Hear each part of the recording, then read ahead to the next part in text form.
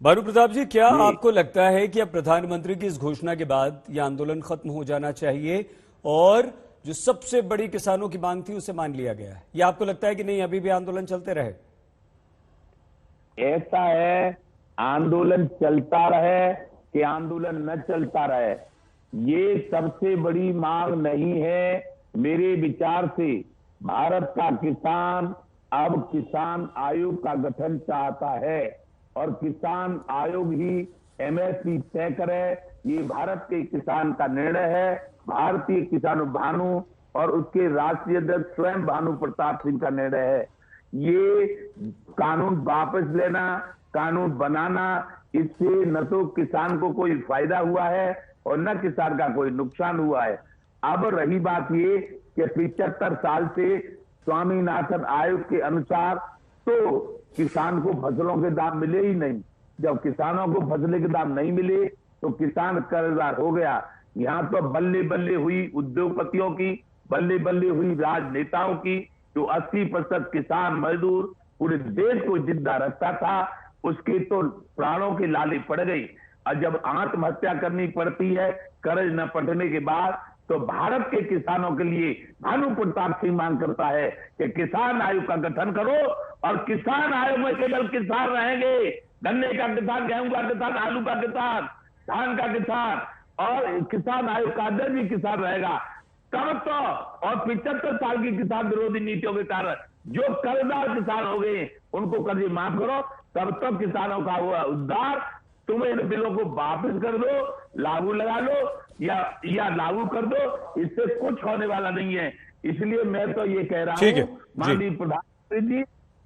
माननीय प्रधानमंत्री जी हमारी बात को मान लो और जो किसान की बात करेगा वही देश पर राज करेगा। ठीक है, किसान आयोग की मांग भानु प्रताप सिंह जी कर रहे हैं। डॉक्टर रागिनी नायक, रागिनी जी, आपको लगता है कि इतनी बड़ी घोषणा, एक प्रधानमंत्री आते हैं, वो साफ माफी मांगते हैं और कहते हैं कि हम समझा नहीं पाए, आप नहीं चाहते हैं तो हम वापस ले लेते हैं। अब जो भी बातचीत हो वो अलग बैठकर हो जाए। अब तो किसानों को हट जाना चाहिए, या अभी भी आपको लगता है कि हठधर्मी हैं? और एक जिम्मेदार विपक्ष होने के नाते क्या अब आप किसानों को नहीं समझाएंगी कि साल भर होने को आया है, 26 तारीख को 1 साल हो जाएगा, घर जाइए, एक सर्दी आपने गुजार दी, बहुत किसान अपनी जान गंवा चुके हैं, क्या आप ऐसा कहेंगी?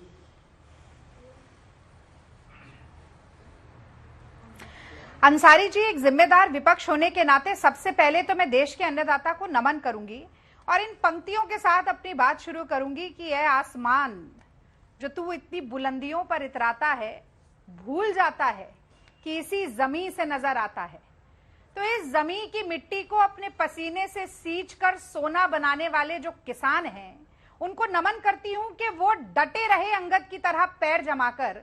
मोदी जी की साल भर की यातनाओं के बावजूद टस से मस नहीं हुए और उन्होंने साबित कर दिया कि जुल्म फिर जुल्म है, बढ़ता है तो मिट जाता है, कि अन्याय, अत्याचार और अहंकार का सर हमेशा नीचे होता है और जनता जनतंत्र को चलाती है।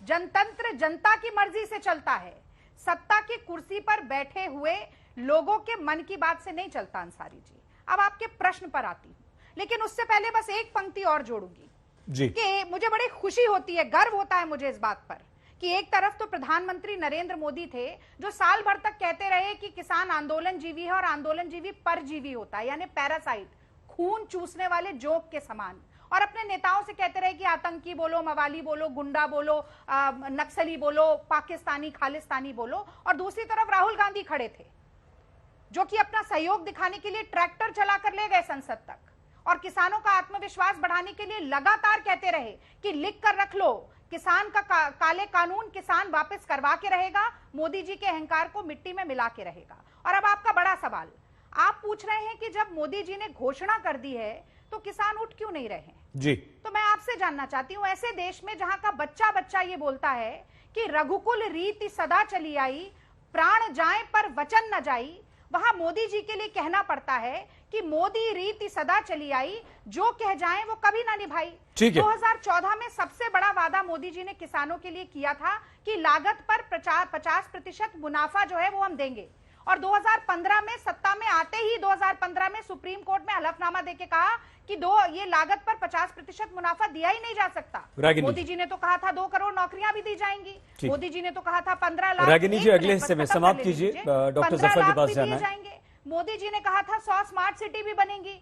मोदी जी ने कहा था बुलेट ट्रेन भी चलाई जाएंगी, काशी को क्योटो बनाया जाएगा। मोदी जी ने आज तक जो कुछ भी कहा वो नहीं हुआ है। ठीक है, सरदार पटेल की सबसे समाप्त ऊंची कीजिए इमारत प्लीज। से भी अच्छे दिन देखेंगे तो नजर नहीं आएंगे। तो मोदी जी की जुबान की इस देश में कोई कीमत नहीं है, ये बात आप लिख कर रख लीजिए।